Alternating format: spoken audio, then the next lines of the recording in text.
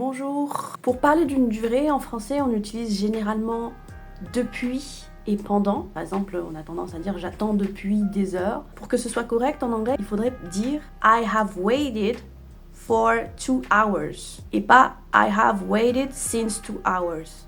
Parce qu'en fait, for en anglais, c'est pour une durée dans le temps, alors que since, c'est surtout utilisé pour une date bien précise ou un point dans le temps bien précis, alors que for, c'est un petit peu plus indéterminé. Par exemple, quand je vous dis en français, j'ai attendu pendant des heures, en anglais, I have waited for hours. La personne qui dit ça, généralement, ne se souvient plus depuis combien de temps exactement, mais elle a l'impression que ça fait vraiment très longtemps. Alors que dans un autre contexte, si la personne vous dit I have lived here since 2005, ce qui veut dire je vis ici depuis 2005, ça veut dire que, comme je vous l'ai expliqué, la date de 2005 est bien dans le passé, mais ça continue de se produire à l'instant T. C'est-à-dire que cette personne vit toujours dans cette maison, dans cet appartement, à l'heure actuelle.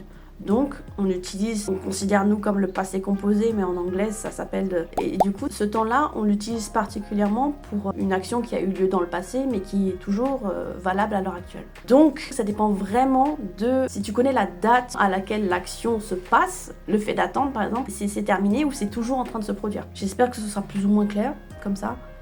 Et je vous dis à plus dans une prochaine vidéo. Bye!